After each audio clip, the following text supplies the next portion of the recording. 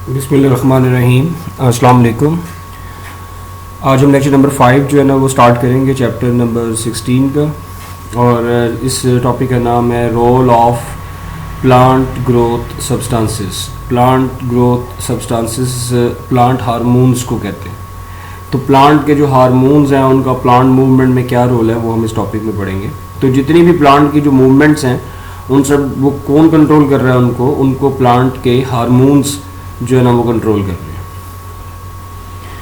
तो बारी बारी हम इनको देखेंगे, जो मुख्तलिफ प्लांट मूवमेंट्स को और उनमें कौन से हार्मोन्स रोल प्ले कर रहे हैं और कैसे रोल प्ले कर रहे हैं। तो सबसे पहली जो मूवमेंट है डेट इज़ फोटोट्रॉपिज्म, और इसमें जो हार्मोन रोल प्ले करता है प्लांट का वो है ऑक्सिन। ऑक्सिन का केमिकल नेम है इंडोल एसिटिक एसिड, इसका एब्रीविएशन है IAA। तो फोटोट्रॉपिज्म में ऑक्सिन जो है उसकी अनइक्वल डिस्ट्रीब्यूशन होती है और जिसकी वजह से अनइक्वल सेल इनलार्जमेंट होती है और जो प्लांट का जो ऑर्गन है उसमें बेंडिंग होती है। तो कैसे होता है ये सारा कुछ डायग्राम से हम इसको समझते हैं। ये एक कोलियोप्टाइल स्टंप है, कोलियोप्टाइल स्टंप, और ये जो कोलियोप्टाइल स्टंप जो है ये किसको कहते हैं कोलियोप्टाइल स्टंप। ये प्रोटेक्टिव शीट होती है जिसने कवर किया होता है जो फर्स्ट जो शूट निकलती है, जो न्यू शूट निकलती है मोनोकॉट्स में, जैसे कि ग्रास प्लांट है मोनोकॉट। एंजियोस्पर्म की दो क्लासेस होती है, एक मोनोकॉट और एक डाइकॉट। तो मोनोकॉट जो है जिनकी एग्जांपल ग्रासेस है, उनमें जो शूट निकलती है, जो न्यूली जो स्टेम निकलती है या न्यू जो शूट निकलती है, उसके बाहर एक प्रोटेक्टिव कवरिंग होती है सेल्स की। तो वो जो सेल्स की जो कवरिंग है वो क्या कहलाती है, कोलियोप्टाइल।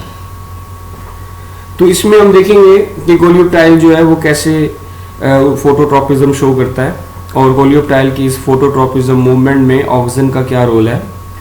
तो कोलियोप्टाइल जो है वो एक पॉजिटिव फोटोट्रॉपिज्म जो है वो शो करते हैं, यानी कि ये लाइट की तरफ जो है वो बेंड हो जाते हैं। इस डायग्राम में आप देख सकते हो कोलियोप्टाइल और जो है ना वो क्लियर है। ये सीड है, इस सीड से नीचे से ये रूट्स निकल रही हैं और फ्रॉम अपर सरफेस से ये न्यू शूट निकल रही है, न्यू स्टेम निकल रही है ग्रास की, और इसको कवर किया हुआ है प्रोटेक्टिव शीट ने। And this protective sheet UV cell की बनी हुई है, इसको कोलियोप्टाइल कहते हैं।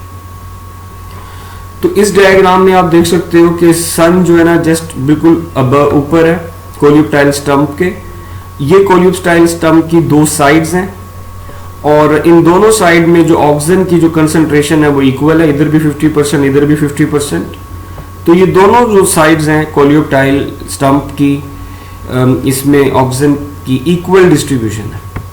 उसके बाद जब सन जो है वो इस तरफ आएगा तो क्या होगा कि ऑक्सिन की अनइक्वल डिस्ट्रीब्यूशन हो जाएगी। डायग्राम में आप देख भी सकते हो कि वो साइड जहां लाइट नहीं पड़ रही, जो लाइट से दूर है, वहां ऑक्सिन की अमाउंट ज्यादा हो जाएगी, और वो साइड कोलियोप्टाइल की जहां लाइट पड़ रही है ब्राइट साइड, ये साइड पे लाइट पड़ेगी तो ये ब्राइट साइड होगी।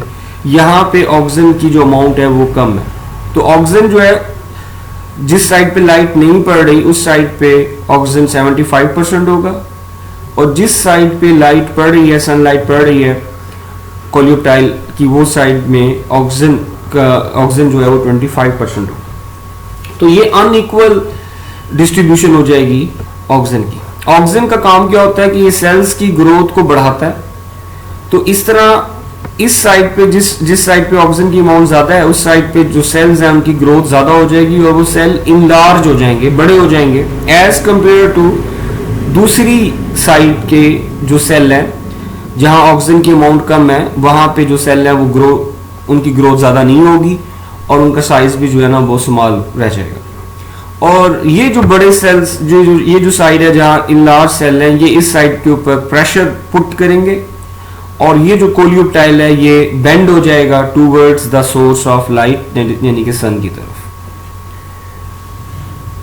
तो ये पॉजिटिव फोटोट्रॉपिज्म है। मैं दोबारा बोल रहा हूँ, दोबारा देखें, दोबारा इसको हम देखते हैं। हमने पहले शुरू में बताया मैंने कि फोटोट्रॉपिज्म जो है उसमें ऑक्सिन रोल प्ले कर रहा है, इंडोल एसिटिक एसिड इसका केमिकल नेम है, ऑक्सीजन क्या रीजन बनती है फोटोट्रॉपिज्म की? अनइक्वल डिस्ट्रीब्यूशन ऑफ ऑक्सीजन दोनों साइड्स पे।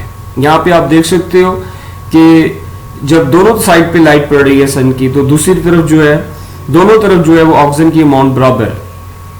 और जब सन इसकी साइड डायरेक्शन चेंज होती है सन की, तो एक साइड पे लाइट पड़ रही है और ये वाली जो साइड है इस पे लाइट जो है ना वो नहीं पड़ रही।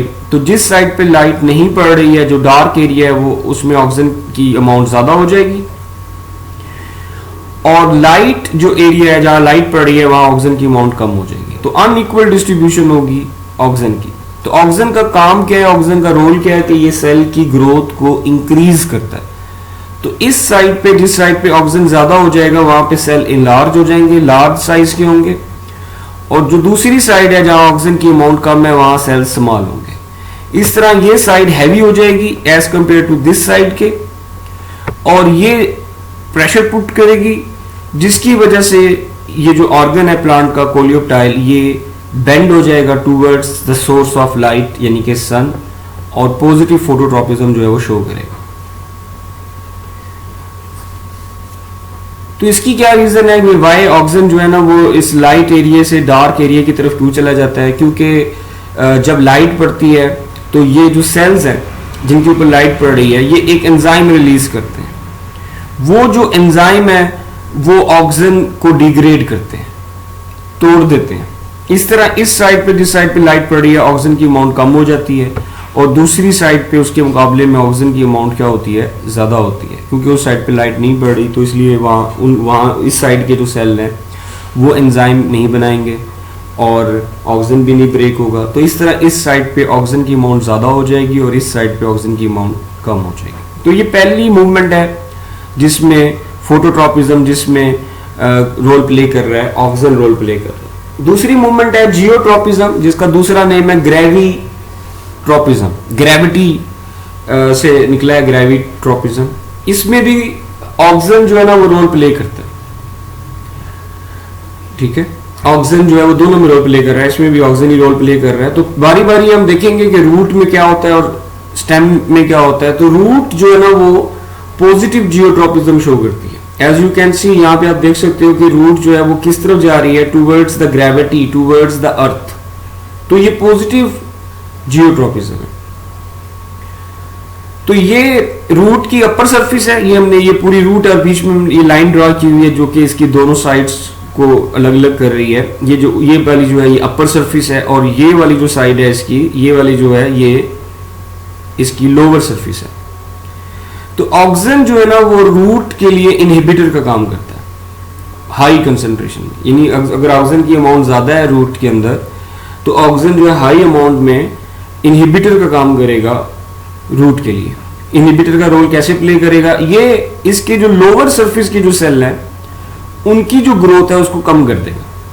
तो जब ये वाली जो सरफेस है, ये जो लोअर सरफेस है, इसके सेल, इसकी ग्रोथ की जो, इनके सेल्स की जो ग्रोथ का जो रेट है, जो स्पीड है, जब कम हो जाएगी, तो ऑटोमेटिकली जो अपर सरफेस वाले सेल हैं जो कि नॉर्मली ग्रो कर रहे हैं, जिनकी ग्रोथ कम नहीं हुई है, वो इनसे क्या हो जाएंगे? इलोंगेट हो जाएंगे, ग्रोथ में इलोंगेट हो जाएंगे, लंबे हो जाएंगे, और ये प्रेशर पुट करेंगे लोअर सरफेस के ऊपर, और इस तरह रूट जो है ना वो नीचे की तरफ जो है ना वो क्या करेगी? वो मुड़ जाएगी। मैं दोबारा बता रहा हूं, दोबारा देखें, वेरी सिंपल। इसमें रूट जो है वो पॉजिटिव जियोट्रॉपिज्म शो करता है। कैसे शो करता है?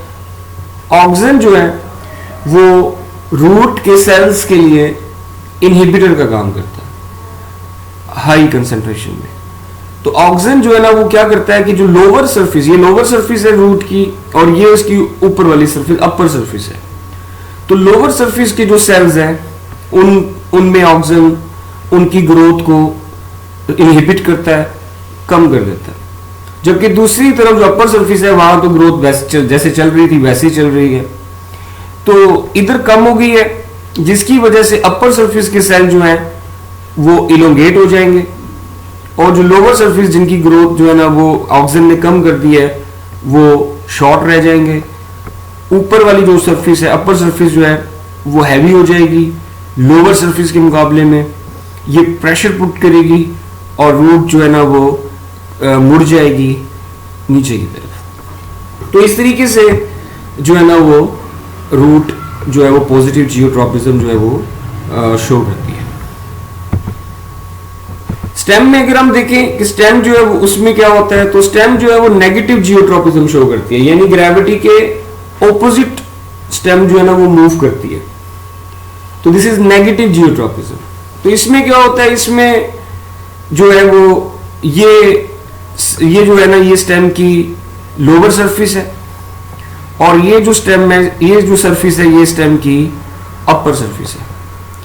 ऑक्सीजन जो है ना वो रोल प्ले करता है स्टिमुलेटर का स्टेम के लिए, यानी कि ये सेल्स की ग्रोथ को क्या करता है, इंक्रीज करता है।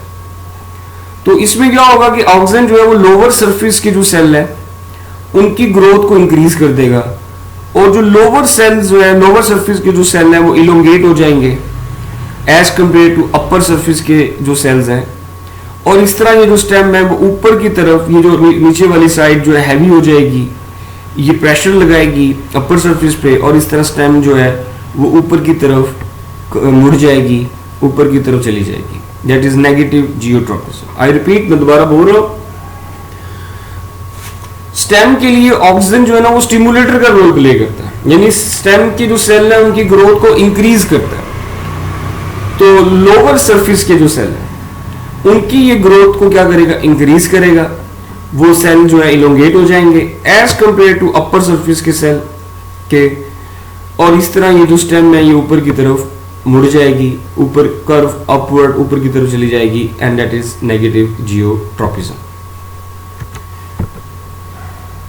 तो ऑक्सीजन का जो रोल है रूट में और स्टेम में ये डिफरेंट है। स्टेम में ये लोग जो इसकी जो स्टेम की जो लोअर सरफेस है वहां पे जो सेल है उनकी ग्रोथ को ये बढ़ा रहा है, जबकि रूट की जो लोअर सरफेस में जो सेल है उनकी ग्रोथ को ये क्या कर रहा है, कम कर रहा है। तो स्टेम के लिए ऑक्सीजन स्टिमुलेटर है और रूट के लिए ऑक्सीजन इनहिबिटर है। तो ग्रोथ लोअर सरफेस पे ग्रोथ बढ़ जाने की वजह से स्टेम ऊपर की तरफ मुड़ जाती है, और रूट की लोअर सरफेस पे जो ग्रोथ कम हो जाने की वजह से जो रूट है वो नीचे की तरफ जो है ना वो टर्न कर जाती है, नीचे की तरफ मुड़ जाती है। नाउ नेक्स्ट मूवमेंट देखेंगे, दैट इज नास्टिक मूवमेंट। तो नास्टिक मूवमेंट किसकी वजह से होती है, ड्यू टू द बैलेंस और ratio between growth inhibitor and growth stimulator. ये हार्मोन्स हैं, ये वो हार्मोन है जो ग्रोथ को इनहिबिट कर रहे हैं, ये प्लांट के वो हार्मोन है जो ग्रोथ को स्टिमुलेट कर रहे हैं। तो ग्रोथ इनहिबिटर की एग्जांपल है एब्सिसियंस या एब्सिसिक एसिड, ठीक है, एब्सिसिक भी कहते हैं, एब्सिसिक भी कहते हैं। तो एब्सिसिक एसिड ABA इसका एब्रीविएशन है। ये वो प्लांट का हार्मोन है जो प्लांट के अंदर ग्रोथ को इनहिबिट करता है, और जिब्रीलियन ये वो हार्मोन है प्लांट का जो ग्रोथ को स्टिमुलेट करता है। तो इन दोनों की अमाउंट का जो रेशो है प्लांट ऑर्गन में, वो उसकी वजह से जो है ना वो नास्टिक मूवमेंट जो है ना वो होती है। तो nastic movement is due to the some balance और ratio between growth inhibitor and growth stimulator. Growth inhibitor है एब्सिसेंस, इसका दूसरा नेम है एब्सिसिक एसिड और इसका एब्रीविएशन है ABA। और ग्रोथ स्टिमुलेटर जो कि ग्रोथ को बढ़ा रहा है, इनहांस करने वाला हार्मोन है प्लांट का, जिब्रेलिन। उसके बाद और जो मूवमेंट है एपिनेस्टी एंड हाइपोनेस्टी। तो एपिनेस्टी में ऑक्सीजन इन्वॉल्व है और हाइपोनेस्टी में जिब्रेलिन इन्वॉल्व। तो यहां पे हम थोड़ा क्लियर कर लेते हैं कि ये वो हार्मोन है जो ग्रोथ स्टिमुलेटर है, यानी प्लांट के अंदर ग्रोथ को बढ़ाते हैं, स्टेम की ग्रोथ को बढ़ाते हैं और दूसरी प्लांट ऑर्गन्स की ग्रोथ को बढ़ाते हैं। ऑक्सीजन, जिब्रेलिन और साइटोकाइनन। और ये कौन है, ये ग्रोथ इनहिबिटर्स हैं, एब्सिसिक एसिड और एथीन। तो ये प्लांट के हार्मोन्स हैं जिनमें से कुछ स्टिमुलेटर है और कुछ इनहिबिटर है। Now we start a new topic. Plant के बारे में जितना भी था वो हमने पढ़ लिया है, कैसे प्लांट में सपोर्ट होती है, कैसे प्लांट में मूवमेंट होती है। नाउ हम जो मूव करेंगे वो एनिमल्स की तरफ मूव करेंगे कि एनिमल्स में एक मूवमेंट और सपोर्ट कैसे होती है। तो एनिमल में जो मेन चीज है सपोर्ट और मूवमेंट के लिए वो है उसका स्केलेटन। स्केलेटन टफ होता है, रिजिड होता है, हार्ड होता है, फ्रेमवर्क ढांचा होता है of the body of the animal, animal की जो बॉडी है उसका जो रिजिड फ्रेमवर्क और टफ फ्रेमवर्क क्या कहलाता है, स्केलेटन कहलाता है। ठीक है, इसका रोल क्या है, ये प्रोटेक्शन दे रहा है, बॉडी को शेप दे रहा है और बॉडी ऑर्गन्स को सपोर्ट करता है। जैसे स्कल जो है वो ब्रेन को सपोर्ट करती है, ब्रेन को प्रोटेक्शन देती है। इसी तरीके से वर्टिब्रल कॉलम स्पाइनल कॉर्ड को प्रोटेक्ट कर रहा है, तो ये प्रोटेक्शन देता है। स्केलेटन बॉडी को शेप दे रहा है और बॉडी ऑर्गन्स को सपोर्ट भी कर रहा है, शेप भी दे रहा है, प्रोटेक्शन भी दे रहा है। स्केलेटन किसका बना होता है, इसकी कंपोजिशन क्या है, तो कुछ एनिमल के अंदर स्केलेटन इनऑर्गेनिक मटेरियल का बना होता है, इनऑर्गेनिक सब्सटेंसेस का बना होता है, जैसे सिलिका का, कैल्शियम फास्फेट, कैल्शियम कार्बोनेट, ये सब इनऑर्गेनिक कंपाउंड है, इनका बना होता है। कुछ एनिमल में ये ऑर्गेनिक सब्सटेंसेस का बना है, जैसे कि काइटिन का बना हुआ है, प्रोटीन्स का बना होता है, ये दोनों ऑर्गेनिक सब्सटेंसेस हैं। और कुछ एनिमल में ये दोनों एक साथ मौजूद होते हैं, इनऑर्गेनिक मटेरियल भी होता है और ऑर्गेनिक मटेरियल भी होता है। बनता कैसे है स्केलेटन, तो एनिमल्स जो है ना वो दो तरह के हैं, वो है जो यूनिसेलुलर हैं, जो पुराने एनिमल हैं, ओल्ड एनिमल हैं, और मल्टी सेलुलर जो आज के एनिमल हैं। ठीक है, स्पेलिंग ठीक कर लीजिएगा, यूनिसेलुलर एंड मल्टी सेलुलर। तो यूनिसेलुलर को प्रोटोजोआ कहते हैं, प्रोटोजोआ, इसमें अमेबा आ जाता है। ठीक है, इसमें जो है ना वो पैरामीशियम आ जाता है, चैप्टर नंबर 7 फर्स्ट ईयर में आपने पढ़ा था। तो ये जो एनिमल हैं इनमें जो स्केलेटन जो बनता है ये वैसे भी यूनिसेलुलर हैं, तो एक ही सेल है जो वही एक ही सेल पे मुश्तमिल होते हैं और वही सेल इनके अंदर स्केलेटन भी बना रहा होता है, स्क्रीट कर रहा होता है। उसके अलावा वो शेल आपने पढ़ा था, उसमें एक्टिनो जो है ना एक्टिनोपोड, फोरामेनिफेरा, ये सब प्रोटोजोआ हैं जिनके बाहर शेल होता है। तो वो जो शेल है वो इनका स्केलेटन है और वो कौन रिलीज कर रहा होता है, वो एक ही सेल, क्योंकि यूनिसेलुलर है, इनकी पूरी बॉडी एक ही सेल पे मुश्तमिल है, तो वही सेल इनका स्केलेटन भी बना रही होगी, इनका शेल भी बना रही होगी। जो मल्टी सेलुलर है उनमें स्पेशलाइज्ड सेल्स होते हैं जो स्केलेटन बनाते हैं, जैसे कि बोन सेल्स होते हैं, कार्टिलेज सेल्स होते हैं जो कि स्केलेटन बना रहे होते हैं। 3 तरह की टाइप है इसकी, हाइड्रोस्टैटिक स्केलेटन, एक्सोस्केलेटन और एंडोस्केलेटन। बारी बारी हम इन तीनों टाइप्स को जो है ना वो पढ़ेंगे। तो सबसे पहली जो टाइप जो हम आज करने जा रहे हैं वो है हाइड्रोस्टैटिक स्केलेटन। लॉन्ग क्वेश्चन है, लॉन्ग क्वेश्चन में करेंगे, इंपॉर्टेंट लॉन्ग क्वेश्चन है, ठीक है, आता रहता है। तो हाइड्रोस्टैटिक स्केलेटन किन किन में पाया जाता है, सबसे पहले हम वो एनिमल देख लेते हैं। नाइडेरियंस में पाया जाता है, सिलेंट्रेट्स भी कहते हैं इनको। इनकी जो फेमस एग्जाम्पल है वो हाइड्रा है, सी एनीमून है, कोरल है। एनीलिड जो है इनमें पाया जाता है, एनीलिड की फेमस एग्जाम्पल है अर्थवर्म। और दूसरे जो सॉफ्ट बॉडीड इनवर्टिब्रेट्स हैं, यानी ऐसे इनवर्टिब्रेट जिनमें बोन्स नहीं है, जिनमें हार्ड स्केलेटन नहीं है, वो सॉफ्ट बॉडी कहलाते हैं। तो दूसरे सॉफ्ट बॉडी इनवर्टिब्रेट्स में तो cnidarians, annelid, other soft body invertebrates में भी पाया जाता है। एनिमल्स, उन एनिमल्स में जिनमें हार्ड स्केलेटन नहीं है उनमें हाइड्रोस्टैटिक स्केलेटन होता है। हाइड्रोस्टैटिक स्केलेटन क्या होता है बेसिकली, तो ये इन एनिमल्स के अंदर फ्लूइड फिल्ड गैस्ट्रोवेस्कुलर कैविटी होती है या सीलम होती है, और यही गैस्ट्रोवेस्कुलर कैविटी और सीलम किसका रोल प्ले कर रही होती है, हाइड्रोस्टैटिक स्केलेटन का रोल प्ले कर रही होती है। इसका रोल और इसका फंक्शन कि हाइड्रोस्टैटिक स्केलेटन एक तो बॉडी को सपोर्ट करता है, दूसरा मसल्स की जो कंट्रैक्शन, जब मसल्स कंट्रैक्ट करते हैं तो उसके अगेंस्ट रेजिस्टेंस देता है, जिसकी वजह से क्या चीज प्रोड्यूस होती है, मोबिलिटी प्रोड्यूस होती है। तो एक तो ये बॉडी को सपोर्ट कर रहा है, बॉडी की जो पोजीशन है, बॉडी का जो हाइट है उसको मेंटेन रखता है, गिरने नहीं देता, उसको लूज होने नहीं देता, बॉडी को सॉफ्ट होने नहीं देता, और मसल की कंट्रैक्शन के अगेंस्ट ये रेजिस्टेंस शो करता है, जिसकी वजह से एनिमल के अंदर मूवमेंट मोबिलिटी जो है ना वो प्रोड्यूस होती है। तो एग्जाम्पल जो हम इसमें देखेंगे वो हम सी एनीमून की एग्जाम्पल देखेंगे। सी एनीमून जो है ना वो एक नाइडेरियन है, सिलेंट्रेट है। तो ये एक सी एनीमून है, ये इसका माउथ है, ये इसके माउथ के इर्द गिर्द इसके टेंटिकल्स हैं, ये इसके अंदर की फ्लूइड फिल, कौन सा फ्लूइड है, सी वाटर, समंदर में रहते हैं ये, तो सी वाटर से फिल इनकी गैस्ट्रोवेस्कुलर कैविटी है। और ये इनकी बॉडी के अराउंड इर्द गिर्द सर्कुलर मसल्स हैं जो कि इनकी बॉडी के अराउंड सर्कल में अरेंज हैं। जैसे आप देख भी सकते हो कि ये सर्कल में अरेंज्ड हैं, गोल बॉडी है इनकी, तो ये मसल्स भी सर्कुलर हैं, गोल हैं। ठीक है, आई रिपीट, मैं दोबारा बोल रहा हूं, सी एनीमून ये माउथ है इनका, ये टेंटिकल्स हैं, ये इनकी बॉडी के अंदर की कैविटी है, that is fluid filled, sea water से जो है ना वो फिल्ड है, गैस्ट्रोवेस्कुलर जो कैविटी।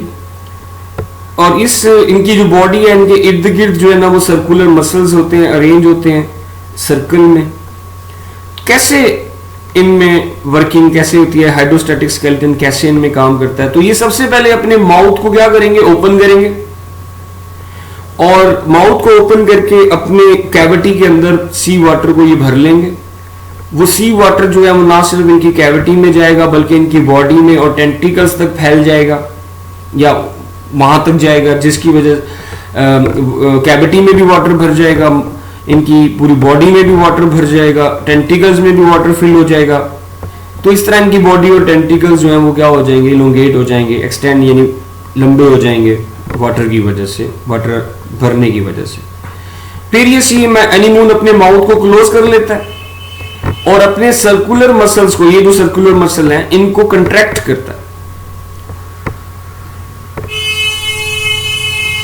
ठीक है, जिसकी वजह से जब ये कंट्रैक्ट करेगा तो इसकी वजह से जो है ना वो प्रेशर पड़ेगा, इनकी जो बॉडी कैविटी के अंदर जो लिक्विड है, जो फ्लूइड है, उसके ऊपर प्रेशर पड़ेगा।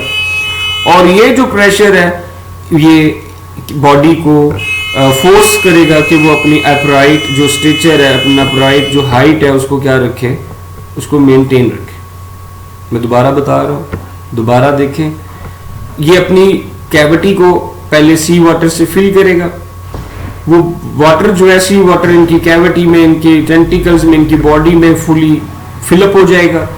फिर ये अपने माउथ को क्लोज करेगा और अपनी बॉडी के इर्द गिर्द जो सर्कुलर मसल्स हैं उनको कंट्रैक्ट करेगा। कंस्ट्रिक्ट का मतलब है कि सुकर जाना, तंग हो जाना। तो जब ये कंट्रैक्ट करेगा, शॉर्ट है, अभी देखो अभी ये इलोंगेट है, अभी ये तो बड़े हैं, जब ये कंस्ट्रिक्ट होगा, कंट्रैक्ट होंगे ये सर्कुलर मसल, तो ये इधर से भी शॉर्ट हो जाएंगे, इधर से भी, दोनों तरफ से शॉर्ट होंगे। इस तरह बॉडी के ऊपर प्रेशर आएगा और बॉडी कैविटी का जो लिक्विड है उसके ऊपर प्रेशर आएगा, जो फ्लूइड है बॉडी कैविटी में उसके ऊपर प्रेशर पुट होगा। और इस प्रेशर की वजह से इनकी जो बॉडी है वो अपना अपराइट स्ट्रेचर कहते हैं हाइट को, ये अपराइट स्ट्रेचर जो है, इनकी जो हाइट है उसको ये क्या रख पाएंगे, मेंटेन रख पाएंगे। तो इनके अंदर जो हाइड्रोस्टैटिक स्केलेटन है वो इनकी फ्लूइड फिल्ड गैस्ट्रोवेस्कुलर कैविटी है। दूसरी जो एग्जांपल है वो अर्थवर्म है। ये अर्थवर्म है, अर्थवर्म के अंदर कंपार्टमेंट्स होते हैं, ये आपको जो नजर आ रहे हैं, दीज आर कंपार्टमेंट्स या सेगमेंट्स, फ्लूइड फिल्ड कंपार्टमेंट्स हैं, सेगमेंट्स हैं। और ये जो सेगमेंट है एक दूसरे से अलग अलग होते हैं। ये जो ब्लू लाइंस में नजर आ रही है ये सेप्टा या सेप्टम के जरिए, इनकी बॉडी के अंदर दो तरह के मसल होते हैं। एक सर्कुलर मसल है जो कि इनकी बॉडी के अराउंड द बॉडी अरेंज्ड है, ये आपको रेड कलर में नजर आ रहे हैं, इनकी बॉडी के अराउंड द सर्कल में अरेंज्ड है। और ये इनकी बॉडी की लेंथ वाइज अरेंज्ड है, ये जो मसल है ब्लैक में, ये लॉन्गिट्यूडनल मसल है। तो लॉन्गिट्यूडनल मतलब लॉन्ग मसल्स, यानी कि ये इनकी पूरी बॉडी में लेंथ वाइज ये मसल्स मौजूद होंगे। और ये जो सर्कुलर मसल है ये इनकी बॉडी में सर्कल की तरह होंगे। हर सेगमेंट के बेस पे इनके अंदर जो है ना वो सेटी होते हैं। ये सेटी जो है ये कैसे, ये लोकोमोटरी ऑर्गन है, यानी मूव करवाने वाले ऑर्गन है। ये सिलेंडर होते हैं, सिलेंडर मतलब नैरो होते हैं। हार्ड, यूजुअली हार्ड होते हैं, ज़्यादातर हार्ड होते हैं। और स्प्रिंगली मतलब कि ये अपनी एक्सटेंड भी हो सकते हैं और दोबारा अपनी ओरिजिनल साइज में वापस भी आ सकते हैं। तो इस तरह के ये ऑर्गन होते हैं। और अर्थवर्म में जो सेटी है ये इन मसल्स की मदद करता है मूवमेंट, जो है ना, मूवमेंट के लिए। आई रिपीट, मैं दोबारा बोल रहा हूँ, अर्थवर्म में क्या होता है। अर्थवर्म में जो है ना वो फ्लूइड फिल्ड, इनमें कंपार्टमेंट्स हैं, फ्लूइड फिल्ड इनमें सेगमेंट्स हैं, और these segments are separated by septa, septum या septa is plural, septum is singular. दो तरह के मसल हैं इनमें, लॉन्गिट्यूडनल मसल जो कि लॉन्ग मसल है, जो कि बॉडी की लेंथ के साथ अरेंज्ड है, और सर्कुलर मसल्स जो कि सर्कल में अरेंज्ड है। और हर सेगमेंट की बेस पे जो है ना दो आपको नजर आ रहे हैं पेयर्ड सेटी नजर आ रहे हैं, जो कि सिलेंडर है, नैरो है, रिजिड है, यूजुअली रिजिड हार्ड होते हैं, और स्प्रिंगली होते हैं। स्प्रिंगली मतलब दोबारा अपनी ओरिजिनल साइज में वापस आ सकते हैं। तो इसमें क्या होता है, इसकी वर्किंग में कैसे होता है कि इनमें दो तरह के मसल हैं, सर्कुलर और लॉन्गिट्यूडनल मसल। जब सर्कुलर मसल कंट्रैक्ट करते हैं तो इनके जो कंपार्टमेंट्स हैं उनका साइज बड़ा हो जाता है। कंट्रैक्शन का मतलब है सिकुड़ जाना। तो जब एक मसल, जब दो मसल कहीं पे मसल पेयर्स में हो, तो जब एक मसल कंट्रैक्ट कर रहा होता है तो दूसरा मसल रिलैक्स कर रहा होता है। तो ये जो सर्कुलर मसल है ये शॉर्ट हो रहे होंगे और लॉन्गिट्यूडनल मसल रिलैक्स हो रहे होंगे, यानी लॉन्ग हो रहे होंगे, जिसकी वजह से इनका जो ये जो कंपार्टमेंट का ये जो साइज है ये क्या हो जाएगा, इलोंगेट हो जाएगा। ये जो लॉन्गिट्यूडनल मसल है ब्लैक में, दीज आर इलोंगेट, ये रिलैक्स हो जाएंगे। रिलैक्स होने का मतलब ये है कि इलोंगेट होंगे, और जो सर्कुलर मसल है वो कंट्रैक्ट करेंगे, सिकुड़ जाएंगे, जिसकी वजह से ये जो इनका कंपार्टमेंट है ये इलोंगेट हो जाएगा। दूसरी साइड पे जब लॉन्गिट्यूडनल मसल कंट्रैक्ट करेंगे, यानी कि जब ये शॉर्ट होंगे, तो सर्कुलर मसल, लॉन्गिट्यूडनल मसल की कंट्रैक्शन की वजह से, शॉर्ट होने की वजह से जो कंपार्टमेंट है वो भी शॉर्ट हो जाएंगे, वो भी क्या हो जाएंगे, कंट्रैक्ट हो जाएंगे।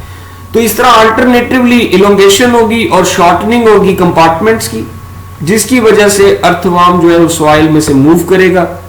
और इस मूवमेंट में फर्दर कौन हेल्प करेगा, पेयर्ड सेटी, जो हर सेगमेंट की बेस पे मौजूद है।